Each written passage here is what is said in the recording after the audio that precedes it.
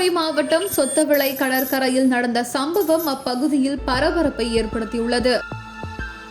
இரவு நேரத்தில் கடற்கரையோரம் தனியாக அமர்ந்திருந்த காதல் ஜோடி பேசிக் கொண்டிருந்துள்ளனர். இவர்கள் இரவு 10 மணி வரை அங்கே அமர்ந்து பேசிக் கொண்டிருந்ததாக கூறப்படுகிறது. அவ்வழியாக வந்த 2 பேர் அந்த இளம் பெண்ணிடமும் அவளின் காதலிடமும் விசாரித்துள்ளனர். நீங்கள் எந்த ஏரியா, எங்கே வீடு என்பதை எல்லாமே கேட்டு மாரல் பாலிசிங் செய்துள்ளனர்.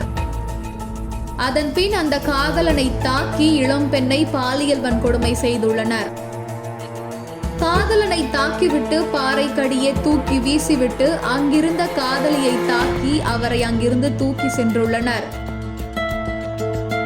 இந்த சம்பவத்தை அந்த வெறி நாய்கள் மொத்தமாக வீடியோ எடுத்துள்ளனர்.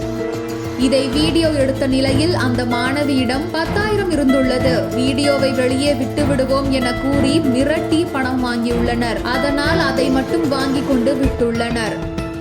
இதை போலீசிடம் சொன்னால் அவ்வளவுதான், வீடியோ வெளியாகிவிடும் என்றும் மிரட்டியுள்ளனர். இந்த நிலையில்தான் அந்த பெண் தைரியமாக போலீசில் புகார் அளித்துள்ளார். இதையடுத்து போலீசார் நடத்திய விசாரணையில் அந்த 2 பேர் சகாய சீமோலியன், லியோராஜ் என்ற 2 பேர் என்று கண்டுபிடிக்கப்பட்டது. அவர்கள் இருவரும் தான் அந்த நேரத்தில் கடலில் இங்கும் அங்கும் நடந்துள்ளனர்.